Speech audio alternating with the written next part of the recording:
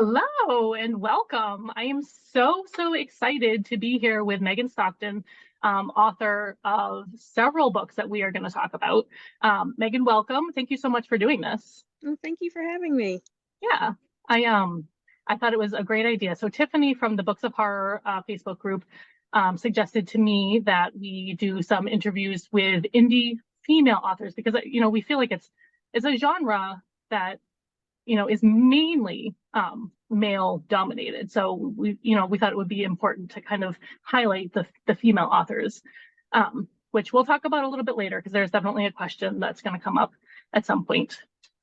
So I have questions that are compiled from our readers on the Books of Horror Facebook group, and we have about 30 minutes. So I would say we probably have too many questions to get through all of them in that time. So I'm just going to jump right in to what I'm going to think is probably the deepest of the questions. I'm going to just jump right in. It comes from Jason Myers, and that question is string cheese, tear it or bite it? Yeah, it's starting off controversial. I know. Yeah, we jump right in. Yeah, we don't play. I bite it. Oh I can man, hear the gasps now. I know, but I know conversations. most people bite it too. So, but yeah, I bite it. That is very disappointing. You've lost a lot of readers. I know. Um, okay, well, so I'm going to actually go into questions about books that you've written. So I read Quiet Pretty Things and loved it. Like I absolutely loved this book. It's, about serial killers. It's from the point of view of a serial killer, which, is a very unique kind of book for me. And I read it and it was pretty tame, considering, that it was about serial killers. And then because you had submitted Blue Jay as part of the Indie Author Brawl, I picked that up and I started reading it. And I'm like, oh my God. Yeah. It was, a very different tone and it was a lot more, graphic. I picked it up not even really kind of, reading what it was about. And I was very shocked by it. It was a great book. But this next question from Trish Wilson is, this also has spoilers for anybody who's listening, and you have not read Blue Jay, so you want to probably mute this for the next couple of minutes. But the question is, the role of the women audience members in the auditorium was a passing glance. Was this a deliberate narrative device to instill the reader that women do this too, or that women will accompany their partners to such events? Is there more there that could be brought out? So if I don't understand the question correctly, Trish, or if you have more questions about it, I'm happy to talk about it. But the point of the women in the auditorium really was to just show that all kinds of people were engaging in this activity, in case other people haven't read and are still listening. And even later on, there's a particular female character later in the book that says something along the lines of she's just supplying a demand. So while some of those women in the audience may have been there enthusiastically and some may have just come with their partners, the overreaching point is really that all kinds of people, regardless of gender or where they're from, are sick. So I feel like that's actually very true. Like it's a very stereotypical thing that, all the men are the ones who are just, looking at these things and participating in these things. But it's not true. They get the most eyeballs on them because it's just such a shock to hear that women are into that stuff too. I like that you added that element to it. I feel like it does make sense. And so along the lines of kind of the difference between Quiet Pretty Things and Blue Jay is a question from Gage Greenwood, who says, you clearly like to explore multiple subgenres in your fiction. Do you have a favorite you enjoy writing? Any sneak peeks at future subgenres you plan to tackle? I don't know that I have a favorite subgenre exactly. I really love dark humor and like bizarro or borderline bizarro, and then I love extreme horror. So I've liked to insert those things into a lot of things that I do.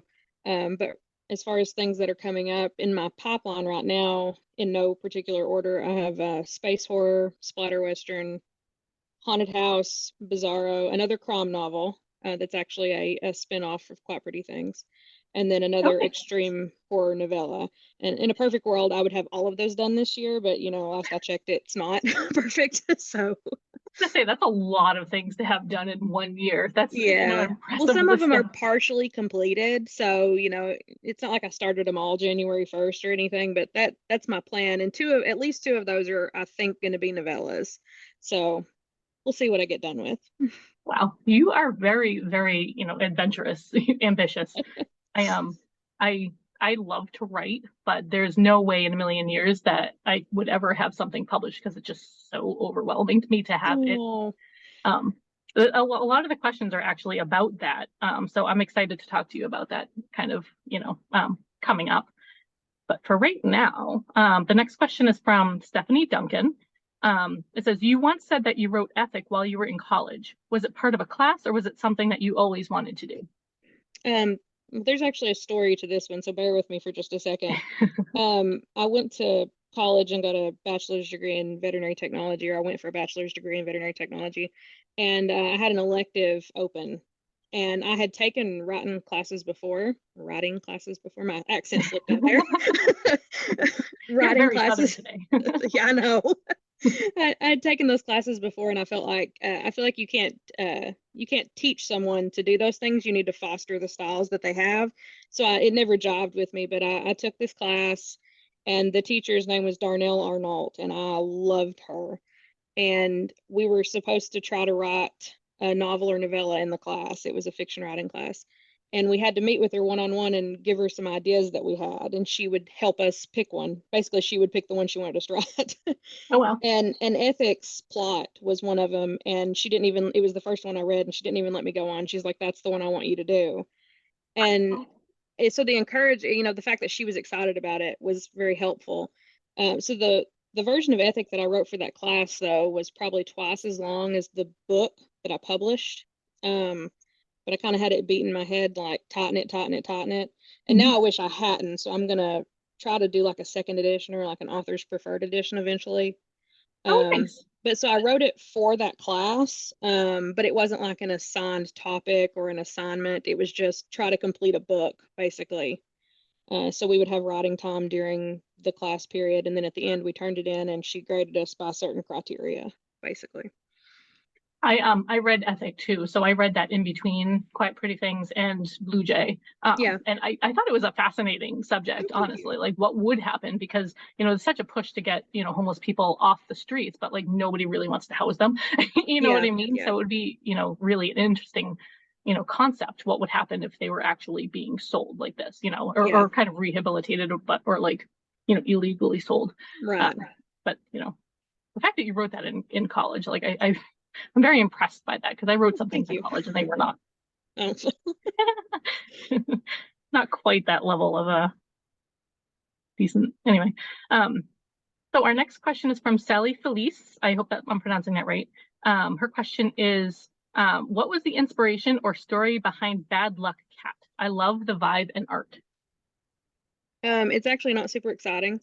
When I first did self-publishing, which Ethic was my first self-published work, I had to pick I think they call it an imprint, which is basically like a publishing name or whatever. It'll say independently published. And I was trying to come up with something, and I was like, well, I'm going to do the Bad Luck Cat because I foster cats. And so, and I Thanks. have all these cats that come through, so it was a cat that's got like a tire mark on its face, and it's missing part of an ear and an eye. So, and I just started using it as like my branding. And so I just, and it spiraled out of control. Everybody likes the cat. So That's awesome. I love that you foster cats. Like I've always wanted to do that, but I'd be afraid that I would just love them too much and then not want to give them away. yeah, no, I mean, I have personal cats. I have a lot of personal cats too, and part of those were foster failures. But Oh, wow. I did hospice cat care for a while. So since I'm a veterinary technician, I did a lot of cats that were at the end of their lives, and I did comfort care. Yeah. So it was That must really be really hard. rewarding, but it was a lot of them, they get left at the end of their lives, and it's nice to be able to give them that home there.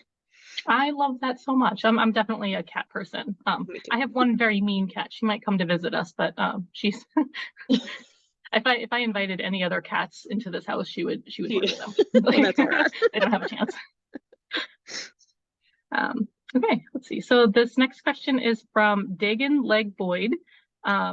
Where did you get the idea for Regret the Cat? Does he appear in all of your novels and novellas? Yes, regret is in all of the novels and novellas. He's in a couple of short stories, but I always put him in the books for sure. And he shows up, and sometimes he has a bigger role than others, but normally it's when somebody's about to die or somebody has died or something's about to happen. So he's like a basically like a interdimensional time traveling being. Just Oh, kind of wow. shows up in all of the books. So he's a fun Easter egg to find. So he's like a premonition, basically. Yeah. So if you see Regret the cat, you know something's not going to go Yes. well for that character. Exactly. I love that. That's awesome. That's very cool. Um, so this question is from Will Gray. How do you plot out your work? Is there a pretty clear idea of how long it will take, i.e. the number of pages to explore your themes, or does it evolve as you go? I am 100% a pantser. I don't plot at all. Um, and that's not to, sometimes I'll know the end of the book. It's not to say I never know where I'm going. Sometimes I do, because sometimes that comes first. It just kind of depends. And I don't write in order normally. I'll write just chunks where I feel like it and then fill everything in as I go. Mhm. I can normally tell if an idea is going to be a novella or a novel, but as far as like how long it's going to be exactly, I never can guess. And a lot of things do evolve. The ending of And Nobody Knows It But Me, there's a certain aspect of it that when I set out starting to write it, I was like, this is how this is going to end and this is what's going to happen. And when I got there, it surprised me. That's not what happened at all. And it would have changed a certain portion of the ending drastically. So Oh, wow. Yeah, that's always interesting. I think that's a question coming up, so I'm not going to go too into it, but yeah, for me personally, like I would always have to have like the ending is the mhm, first thing that I would think of yeah, in order to like because that's the goal to get the there. But destination. Yeah. yeah, exactly. For that to change, I'd be like, no, scrap this whole thing. It's not gonna work.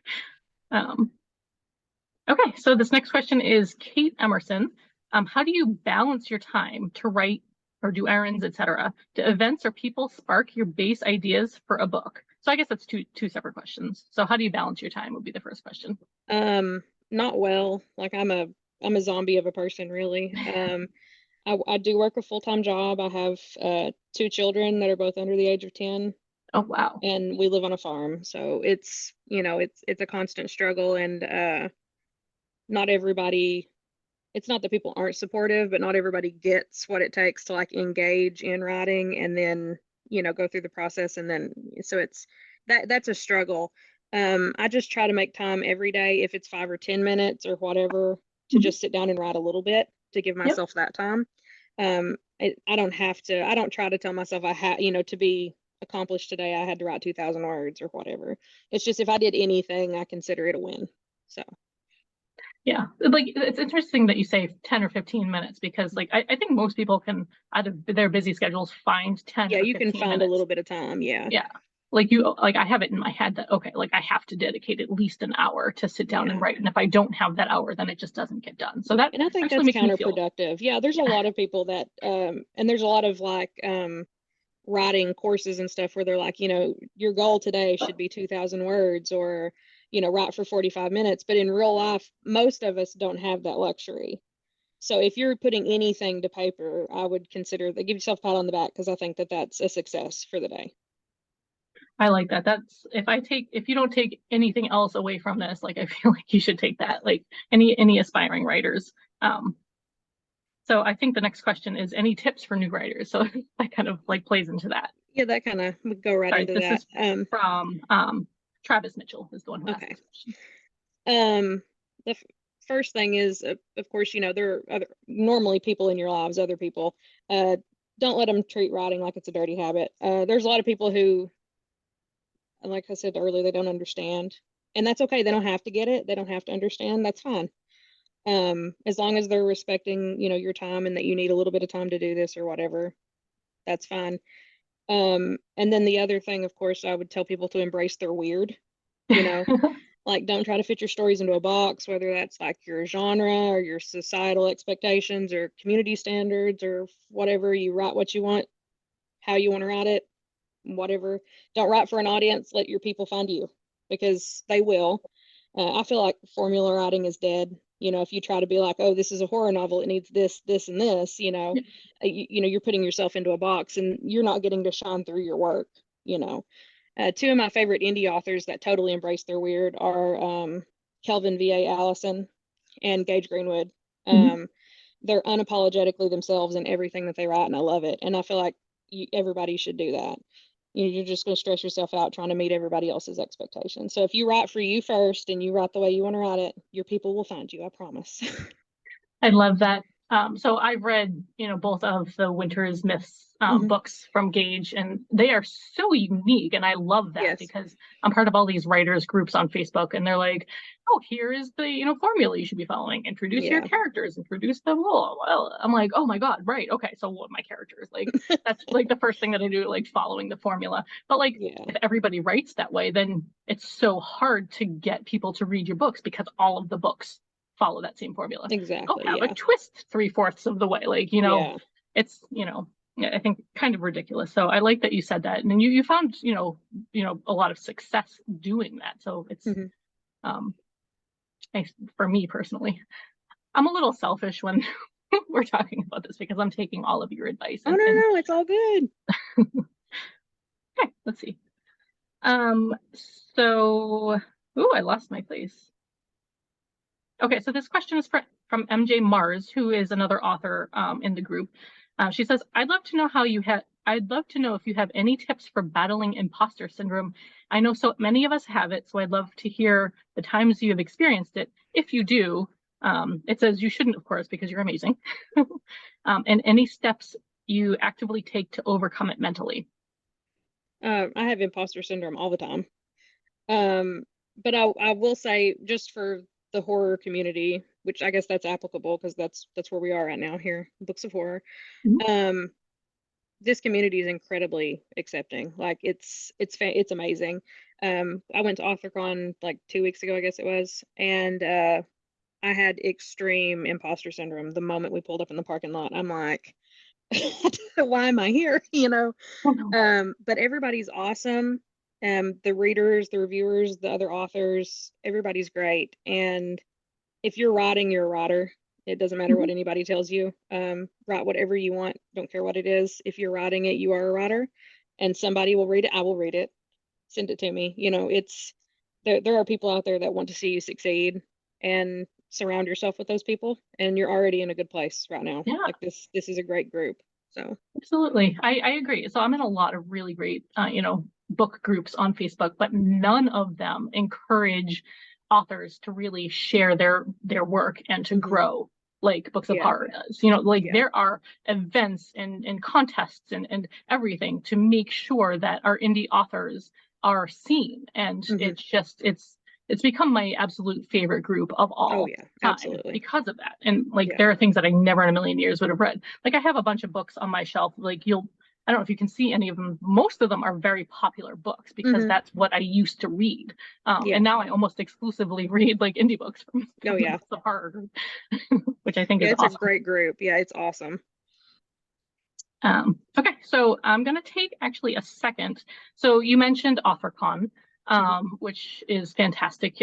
Like I saw a few pictures. You got to meet a lot of really, really cool people. So we actually have a couple of giveaways. You are very, very generous to offer $20 of merch, which we are going to pick a winner right now. So I have randomly assigned everybody a number. Okay. And if they submitted more than one question, so this is all the people who submitted questions. So if they submitted more than one question, they got more than one chance to win. Okay. So if you could just pick a number between 1 and 23, and that will tell us who the winner of this $20 worth of merch will be. I have to be number 13. Lucky number 13. So that's Dagan Leg Boyd. Oh, well, that's my editor. Oh, really? Just kidding. Do you want to pick Let another me one? let me let me pick another one. Yeah, because she gets everything anyway. Sorry, Dagan. So I'm let's sure do he's got them. 7 then. 7. Okay. 7 is Will Gray. Do you know this person? I do know Will Gray. Yeah. I Okay. just read one of his books. It was fantastic. The Man Behind the Door. Everybody should check it out. Oh, nice. Okay, I will. I will add that to my list. Okay, so he's the winner of the $20 of merch. Um, and then also, what was donated to us from Tiffany from, she's one of the admins of the Books of Horror. She is an amazing person, has donated a signed log with the Books of Horror logo on it that you guys signed during AuthorCon. So I know Candace Nola, there were, a bunch of people who signed it. It's all women indie authors. So we're going to raffle that off as well. I wish I don't actually have it. You can just picture a log that's signed. Here it is. It was beautiful. It was gorgeous. Yeah. Okay. So another number from 1 to 23, not 7 and not 13. 3. Number 3 is Nikki Fontana Howard is the winner of that one. So that is awesome. Those lucky ducks. So I will have them get in contact with Tiffany for the log, and then you can reach out to Will for the merch. Sounds good. Okay, awesome. So we have, I would say, about maybe 5 to 10 minutes left. So we're going to try to plow through these questions. We have a lot left, so we're unfortunately not going to get to everything, but we are going to do our best. This next question is from Cody Van Dusen. She asks, did you always plan to go indie? No, I actually, before KDP was really prominent, which that's what I use right now to do independent or self-publishing, I had tried to do traditional publishing and was never successful. So and couldn't get an agent or anything. So, but I'm happy where I landed. I would much rather have it this way. Yeah, honestly, like I have heard, I mean, I've never tried, but I've heard that it's just almost impossible these days to be published, because there are just so many ways of building your brand kind of before you even have a book to publish. Like there are so many requirements to go that go into actually publishing, like with a reputable publisher. And indie, I feel like, is the way to go, honestly, because. And there's a lot of great independent publishers like D&T and Bad Cookie and stuff, and they're awesome. And I would much rather either self-pub or be aligned with them than one of the big publishers these days anyway. So yeah, they want the cookie cutter, like we were talking about earlier. Yeah, they exactly. want the formulas, and we don't want that. No. As a reader, I don't want that. As a writer, I don't want that either. Okay, so Nikki Fontana Howard has asked, what is your favorite book that you wrote?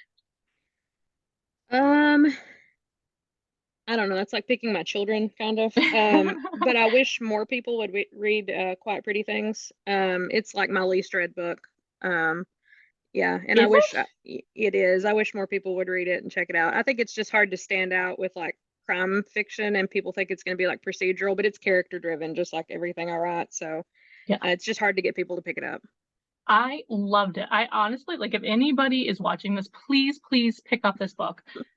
There are few things that like actually genuinely scare me, but the concept of a serial killer, like who could be literally anybody, like you go to the supermarket and the guy at the checkout counter, he likes to murder people, like, as a hobby. That is petrifying to me. So I highly recommend that people read it because I loved it. Thank you. Okay. Paulina Baker asks, how do you feel about being a female author writing in a genre that's mostly written by men? Did you ever feel pushed aside because being a woman, or were you always welcomed? In the indie horror community, I feel like I've always been pretty welcomed. I did go to, actually before I had published anything, I went to a writing conference thing. It was an Appalachian type thing. And I had a short story that got presented, and I won a little award and stuff. And a guy actually approached me afterwards and told me that horror was not a woman's genre. And he said I wrote my violence very casually and it was unbecoming. And I actually took that as a great compliment. So it was whatever. But I started with the M Stockton instead of Megan Stockton, specifically so people might not glaze over my books because it said Megan. Yeah. But the indie community has been awesome. So I haven't run into any snags with them. Yeah. Like, okay, first of all, pardon my language, but fuck that asshole. I know. Who do you think he is? If anything, he encouraged me. let me go write romance instead. Yeah. You're absolutely right, sir. What was I thinking? What a dick. Yeah. This is from RJ Rolls, who I believe did you meet him at AuthorCon? I believe I saw a picture of you guys together. It says, "Okay, Megan, I hear rumors that a certain live reading of yours might be getting published. Any details available for that? P.S. You're awesome." I'm assuming he is talking about the Gross Out story that I read at AuthorCon. I did have a publisher approach me about acquiring that story. Oh, But I've reached out to them since and I haven't heard back. So if they don't take it, it will be in print somewhere else eventually. But I'm just kind of giving them time to respond to that. So fingers crossed, hopefully. nice. I'm not sure what he's talking about. So I'm interested to see, kind of whatever comes out of that. Um, okay, so this is Sally Felice. I'm going to ask the question, even though we've kind of gone over, but is there anything you can tell us about your current work in progress, or are you keeping secrets? So I know you already talked about like the list of projects that you're hoping to kind of, publish this year. But is there anything that you're kind of keeping hush hush from us that you don't want to tell us, but you're going to tell us anyway? Because The extreme horror novella and the Bizarro both may go to publishers, so I can't give you details, but you have the genres there, so you can kind of, think about that. The haunted house one is just it'll be a very atmospheric horror, very quiet horror. I'm hoping be very scary. And if you're a subscriber to my newsletter, I actually sent the first chapter a couple of months ago to everybody so they wow. could check it out. They're the only people that have seen it. And then the Quiet Pretty Things spinoff, I can tell you that it follows Jules Brannon, who showed up maybe twice in the book. Is just kind of a random character. But it follows him investigating a bunch of missing children that they think they've tied to a church in the town. So Wow, that's awesome.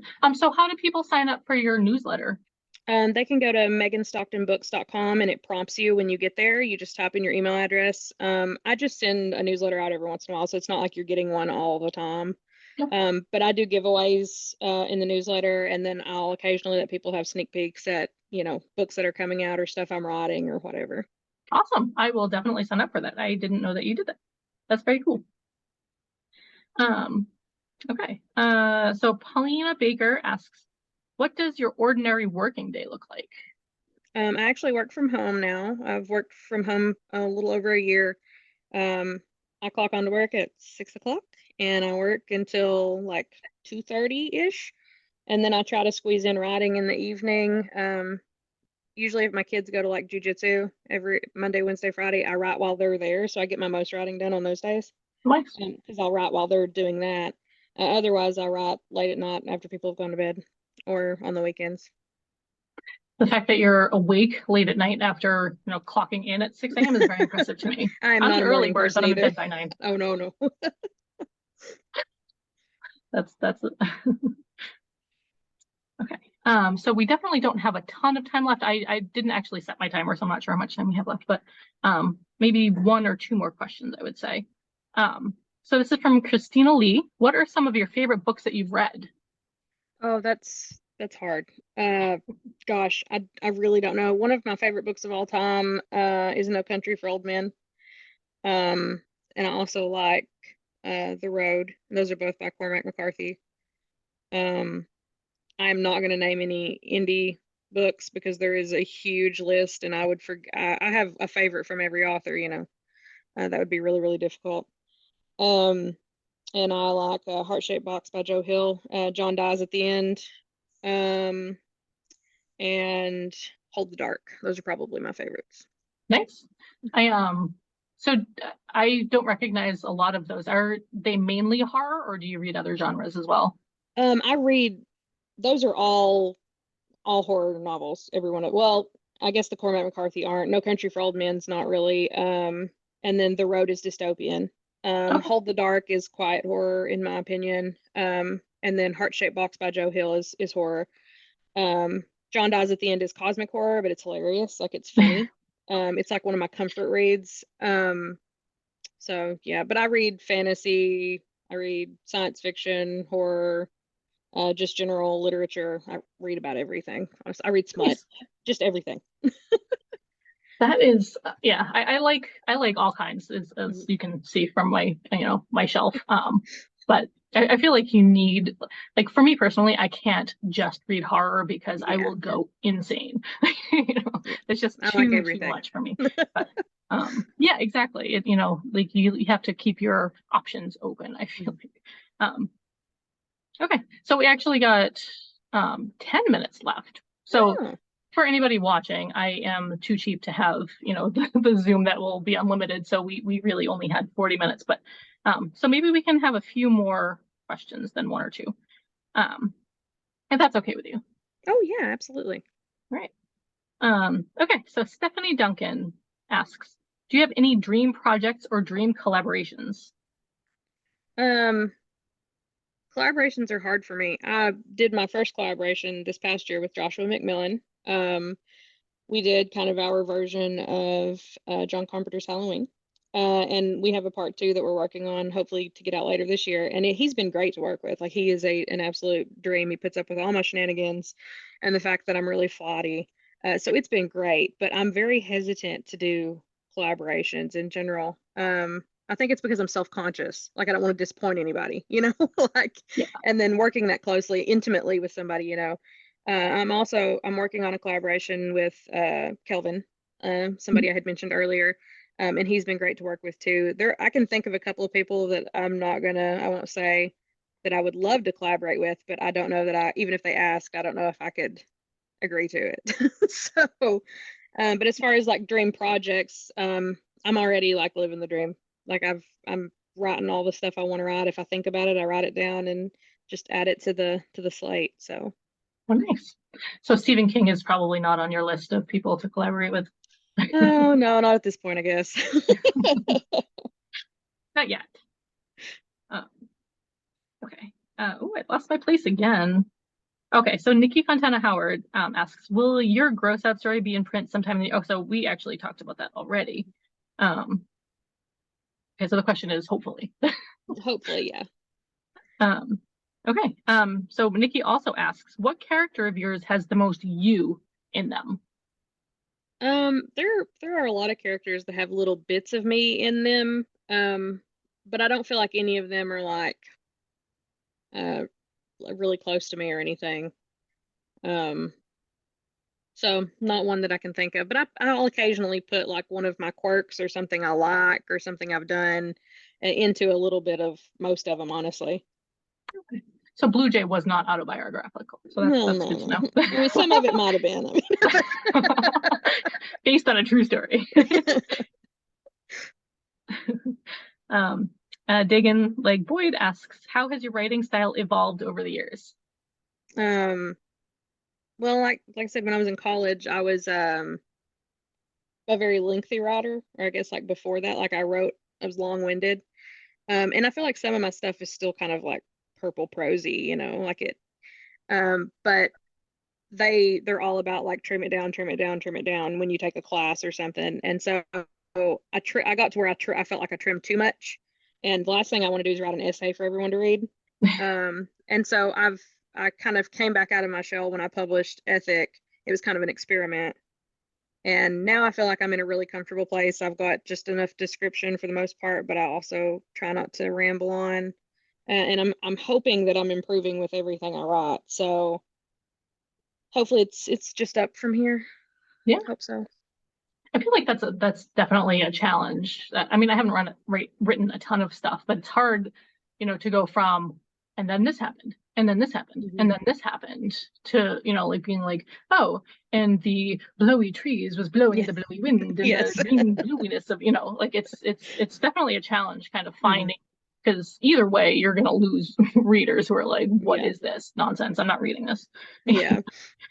um, let's see. Stephanie Duncan asks, which story was the hardest to write due to the subject, or maybe you didn't know if the audience would like it or not? Um, I honestly, with everything I write, I always have this moment of I kind of feel like it didn't turn out well.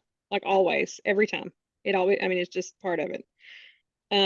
Like with and nobody knows it but me. I'm like, well, the werewolf people are going to say this is not enough werewolf, and then the people who don't like werewolves won't read it because they think it's a werewolf book, but it's not. Um, And then I did have with that same book, I had people like, oh, I predicted the twist. And it's like the point wasn't the twist. Like that's not the point. So there's always those things, where I have a lot of hesitation and, I'm uncertain about I think that's just part of writing. But as far as like due to a subject, now I don't write anything that makes me uncomfortable. So I've never written anything that was hard for me because I didn't like it. Some character deaths have bothered me because I get really attached to my characters. I feel like I know them. So some of the deaths I've felt a little guilty about. A couple of days later, there was one in Quite Pretty Things and one in Ethic, um, that I just kind of thought about for a couple of days, and I was like, I shouldn't have done that. Oh no. No, I read But both, and you definitely should have. yeah, it's just how it had to go. But yeah, as far as like not knowing if the audience would like it, that's just I feel like I do that with everything, and I did it with Blue Jay too. I was very hesitant to try to write and I guess promote an extreme horror novella, but I love extreme horror. Yeah. So I was absolutely blessed when Dawn was interested in it and took it. So I think it's done well in her hands, better than it would have if I had tried to put it out there. So That's awesome. Okay, so I think this is probably going to be our last question. Travis Mitchell asks, where do you find your inspiration? everywhere, literally other books, movies, video games, music, people on the streets, people I know, experiences. I mean, there's everything, and some of the things it seem like they're irrelevant. Like I have a notepad on my phone full of everything. I have one line, just an example of how random it is. We were on vacation a couple of years ago, so I've still not used this line, but it'll show up eventually. But we were You on heard it here. vacation and we stopped at this little gas station, and there was a gnat stuck to the glaze on a donut in the little case. And I wrote that down because I was like, this is gonna happen. Like they're gonna walk in and there's gonna be gnats stuck to the glaze on these donuts. Oh So my it's God. just really random stuff that you'd be surprised what kind of seed it is, what it turns into. So people's names or mannerisms they have, and it literally anything. Wow. The one follow-up question, this is just my own nerdiness. What you mentioned that you use a notes app to kind of do you use any other apps? Like, is there any like tool that you use more than anything else? Not not really, because I'm very just I guess like kind of off the cuff. Like I use Google Docs for that's the easiest way for me to do it, mostly because I can access it anywhere. I do use a free write tablet. I was looking to see if I had it laying here. But I use the Traveler. I don't know if you've heard of those. It's literally only a word processor. They're very expensive. I got one very cheap. I just looked up, found one used. But I can use it offline where I don't have internet, and it immediately syncs to my Google Docs. So that makes it very easy for me to write with an actual keyboard wherever I'm at. That's But other awesome. than that, I just use Google Docs, and then I use just literally my phone's notepad to write down lines or names or whatever I want to keep up with. I got an iPad very recently. I'm, late to the game. So I'm like, I'm going to use this exclusively for writing. And so I'm like, we download all the apps. I have like 19 different writing apps. And I'm like, "Ooh." Now I Uh, won't open it because I'm, like overwhelmed with oh, what well, I'm just, looking at. go through them, and if you don't like it, delete it and just move Yeah, down the row. exactly. Well, so we don't have a ton of time left, so I think we're going to wrap it up. I want to thank you again. This was so much fun. I hope that you have the most success in the world because, I've read 3 of your books and I loved every single one of Thank them. you. Thank you. And it's very cool of you to take the time and chat with me. Well, thank you for inviting me. I really enjoyed it. Yeah, anytime. If you want to, do a follow-up, I'm welcome to do that. Well, I'm here. Okay, awesome. Well, I am going to say goodbye. So thank you very much. Thank you. Right.